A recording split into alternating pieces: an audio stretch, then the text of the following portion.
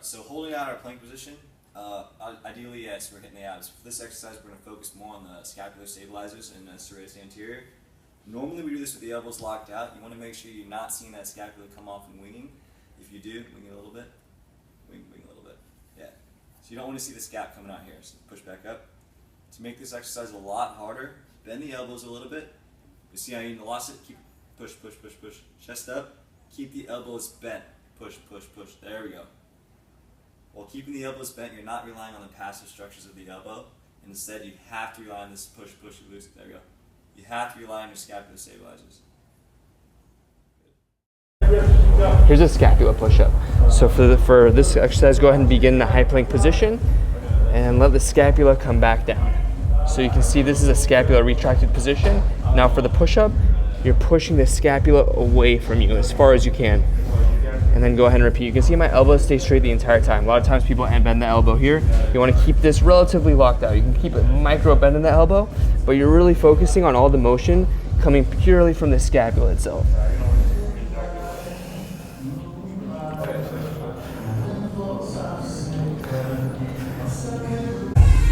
Here's a yoga push-up, which is great for shoulder strength. For this exercise, go ahead and begin this high plank position and then push into a downward dog.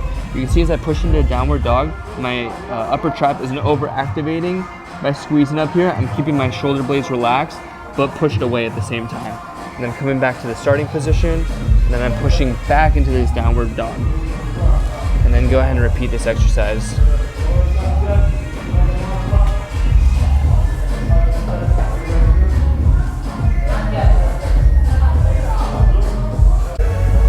Here's a modified shoulder tap. Go ahead and start on your knees and your hands. Drop your hips down so as if you're in a straight line. So your knees, hips, and shoulders are in one line.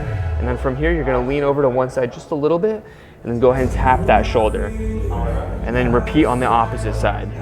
You can see how my body is not rotating.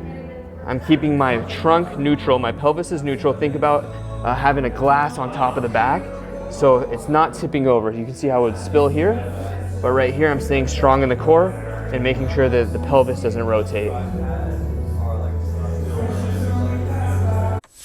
Here's a high oblique sitting position, which will mimic that of a 7.5-month-old, because this is when their shoulder girdle is strong enough to support themselves in such posture. This exercise will increase ipsilateral hip abduction, shoulder girdle, and core stability. Start with leaving your ipsilateral knee with floor contact. If this isn't challenging enough, you may progress by elevating your knee. The final progression is by bringing the contralateral limb off the floor, which essentially becomes a weighted side plank. Here's an arm bar with a kettlebell. I'm going to demonstrate it on my left side. So when grabbing the kettlebell, we want to get set up in like a fetal position. Grab it with both hands, keep it close to your body, roll over, use both hands to bring it up. Most important thing is my knuckles are always going to be facing the ceiling. My forearm is always going to be vertical. I can use my other hand to support myself on the ground. I'm keeping everything tight. If someone were to come over and try to push my knees or move my arm, they're not going to be able to do it. Now I'm going to wrap my tricep into my armpit, try to engage my lat. It's called packing my shoulder. Now I'm just going to hold this position. And here's an arm bar.